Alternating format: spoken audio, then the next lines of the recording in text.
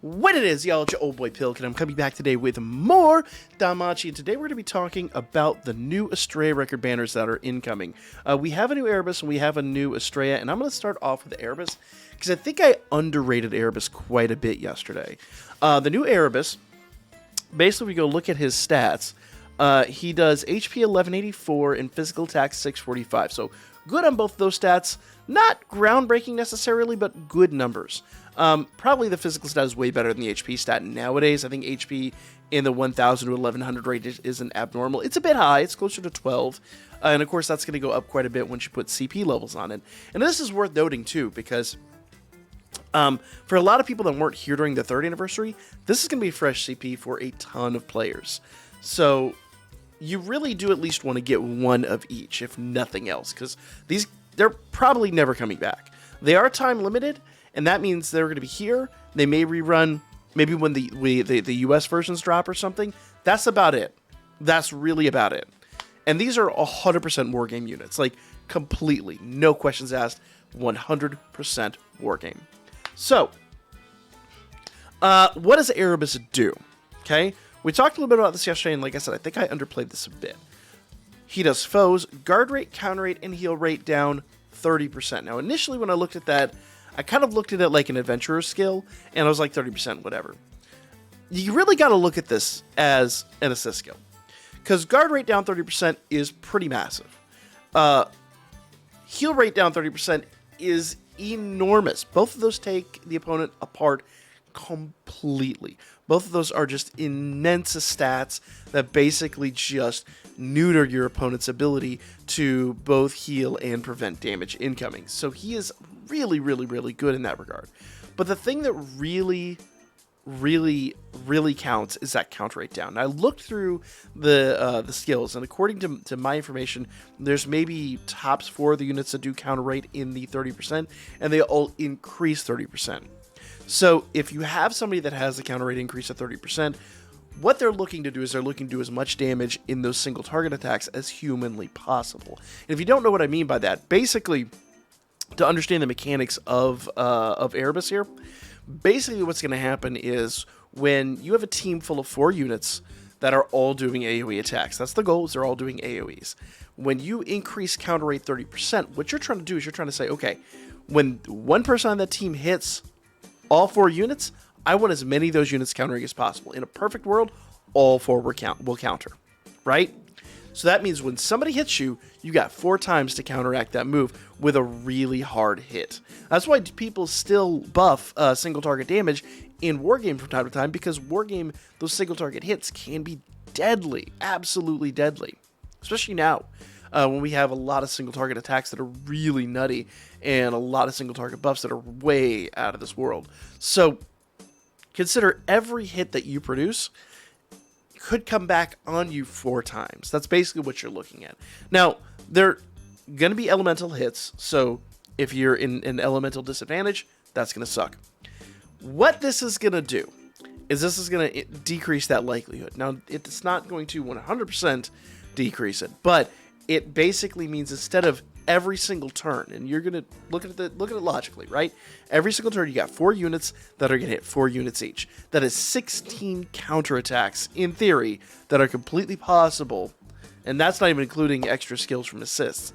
4 counterattacks that are completely possible per unit, 16 total attacks coming against you, even on your attacking phase. What Erebus does is he reduces that effect significantly.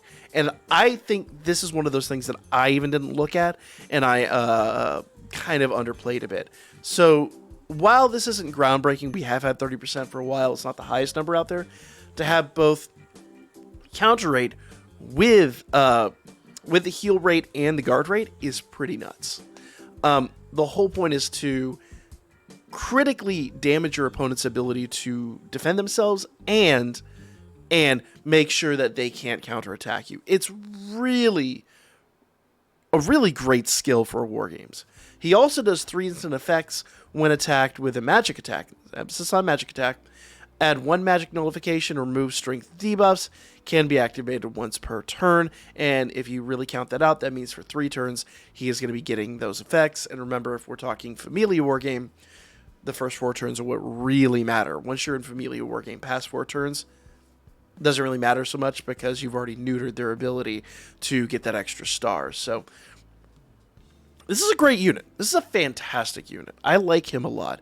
Is he groundbreaking? Not really. He's not quite on the level that I would put Astrea, but he is substantial, and that really needs to be respected. And I honestly didn't give him the time of day last time, so I think Erebus really is a hardy unit that is going to see a lot of use for a long time, if not indefinitely. Definitely for a very long time, he's going to be good. It's going to take a while before he gets outshined. And once that counter rate, like 40% or 35%, comes out, if you already have some units that do heal and guard rate at that point, great. But even on that situation, I still see that heal and counter rate being, counter rate, that heal and guard rate being well worth it for the debuff. So, fantastic unit. I really, really, really like him, and I think he's going to see a lot of use for a long time, personally. But we got to talk about Astrea. Astrea is pretty nuts, okay? HP's not much to write home about, neither is the physical or magic stat. She's all about this agility stat at 650. She makes whatever unit she's tied to extremely fast. And in Wargame, that's critical. A high agility stat on a unit that's already got a high agility stat means either going first or last in Wargame. It makes all the difference in the world. I mean, if you basically don't know how this works, when you're looking at building a team for Wargame, you want to consider who's going to be going first. You want to get early debuffs out. So you want that unit to, number 1, have a fast skill. Number 2, you want them to have a really high agility stat. And number 3, you want to stack an assist on that unit that also has a really high agility stat. That basically is going to make sure that that unit, if not goes first, goes pretty darn close to first. So having Astrea with a lot of CP, and once again, she's going to be fresh CP for a lot of people too, just like Erebus. There's only the second Astrea unit in the game. Erebus is only the second Erebus unit in the game. We have a likelihood of maybe getting another Astrea unit eventually down the road. Likely not Erebus. So I think both these units are must-haves.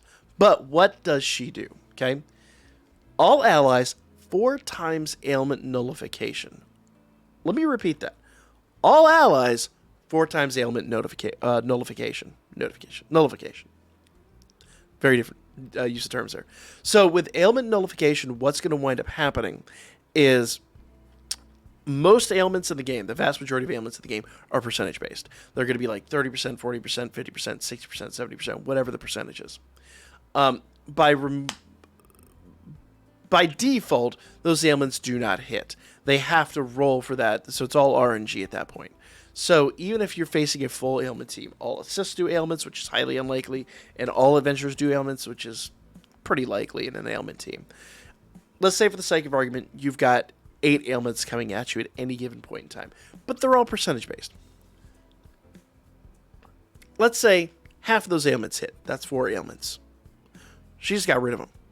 That means the whole point in an ailment team, turn 1, is to hit you with as many ailments as possible. If they can poison you, put you to sleep, and stun you, life's great. Life's absolutely beautiful, right? Yeah, a lot of problems we've had lately with taunt. Taunt's not that big a deal anymore because we have enough units that do great counters, or great taunt counters with single target attacks that have insane potential. But the reality is that ailment nullification is going to let you breathe a little bit easier turn 1. It is absolutely huge. But that's not the only thing she does. That would be great by itself. She also does physical and magic resistance plus 15%, so she turns all your units into makes them a little slightly tankier. I'm not going to overstate this, but it makes them slightly tankier, right? And that's for physical and magic attacks, right? Then fire, water, thunder, earth, wind, literally every element then gets an attack damage buff 15%. So first thing she does, nullify ailments. Second thing she does, boom, everybody's a little hardier. Third thing she does, boom, everybody hits a little better.